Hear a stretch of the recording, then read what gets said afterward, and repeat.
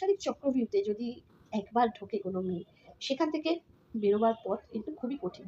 হয়তো পথ পাওয়া যায় কিন্তু অনেক দেরি হয়। তো আর যদি সেখানে সেই সংসারে থাকে এই আমাদের রণের দিদির মতন কিছু রায়বাঘিনী ননদিনী, হ্যাঁ, রায়বাঘিনী ননদিনী, তাহলে তো উপস, সংসারটা শুধু নয় জীবনটাই তছনছ হয়ে যায়। ওই একটা কথা আছে না যে, ও ননদি আর দুমুঠো চাল ফেলে দে হাঁড়িতে, ঠাকুর জামাই এলো বাড়িতে, ও ননদি ঠাকুর জামাই এলো বাড়িতে। তো হ্যাঁ, এই যে ঠাকুর জামাই একটা খুব মিষ্টি একটা সম্পর্ক কিন্তু।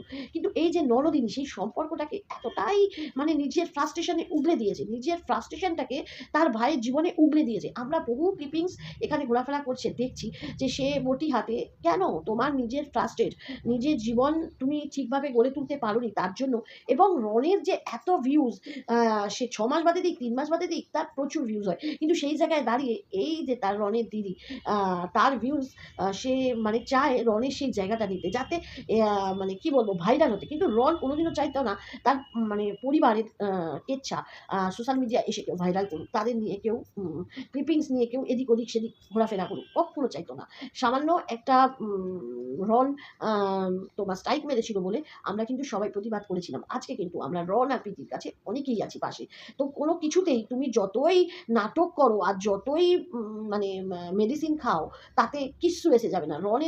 রনের পাশে আমরা সবাই আছি, ওয়াইটির সবাই।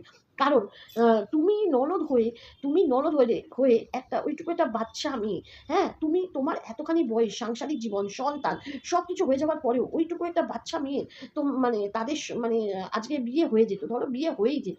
যদি এখন হয়তো তার বিয়েটা আটকে গেছে। কিন্তু এতদিনে তার বিয়ে হয়ে যাবার কথা। তোমাদের বাড়ির বউ হয়ে যাওয়ার কথা। তুমি কোন আক্কেলে আ রনির আমরা দেখেছি এখানে কাটা, ওখানে পেছনে, ঠোঁটের এখানে। কেন? তোমার কিসের এত ফ্রাস্ট্রেশন? তোমার রনকে নিয়ে কিসের এত প্রবলেম? আরে ভাই, তোমার যদি রনকে নিয়ে এত প্রবলেম থাকে, তো তুমি একটা কাজ করো, তুমি মেন্টাল অ্যাসাইলামে চলে যাও। সেখানে গিয়ে নিজের ফ্রাস্ট্রেশন ওগলাও। তাদের সুখে শান্তিতে থাকতে দাও।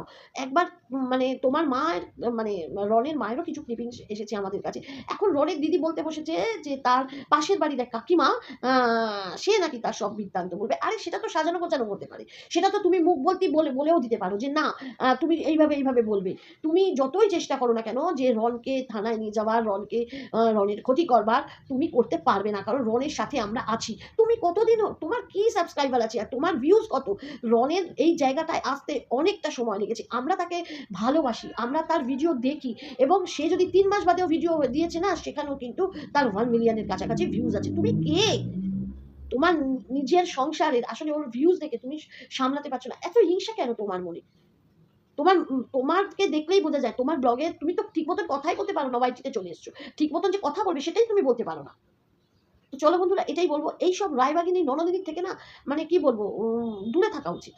এদের প্রশ্রয় না দিয়ে বাড়িতে অ্যালাউ না করা উচিত। কারণ একটা সংসার কিন্তু এই ননদিনীরা যেমন গড়তে পারে, কিন্তু এইরকম ননদিনী থাকলে সংসার কিন্তু গড়ার কথা তো দূরের কথা, ছারখার হয়ে যাবে। তো সবাই আমরা রনের পাশে আছি এবং থাকবো। আ আমরা সবাই জানি যে রন কতটা কি করতে পারে।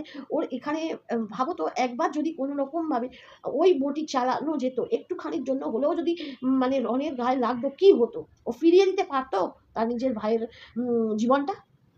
এখন এসছে আমাদের কাছে সিম্প্যাথি নিতে। সিম্প্যাথি নিতে এসছো?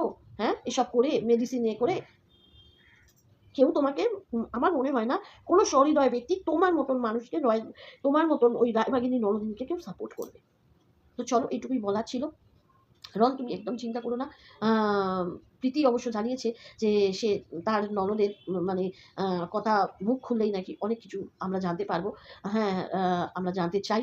আ সেটা তুমি সবার সামনে বলো। কিন্তু এটাও আমরা জানি যে তুমি সেটা আ সোশ্যাল মিডিয়ায় যতক্ষণ না একদম দেয়ালে পিঠ ঠেকছে ততক্ষণ তুমি বলবে না। কিন্তু দেখো নিজের আত্মরক্ষার জন্য, নিজের ভালোর জন্য আ তুমি সেটা শেয়ার করো। যাতে আমরা জানতে পারি। অন্তত তোমরা যাতে ভালো থাকো, তোমাদের জীবনটা যেন সুখের হয় সেটা কিন্তু সবসময় দেখা উচিত। এরকম রায়বাঘিনী ননদিনীর পাশে থাকার কোনো প্রয়োজন নেই। তো চলো টাটা সব্বাইকে। খুব ভালো থেকো। উম আর আজকে হলো টেডি ডে। তো এই টেডি ডে এর দিনে সব্বাইকে একটা ছোট্ট করে টেডি দিচ্ছি। তোমরা নিয়ে নাও। আর মানে ভালোবাসার টেডি। তো চলো টাটা।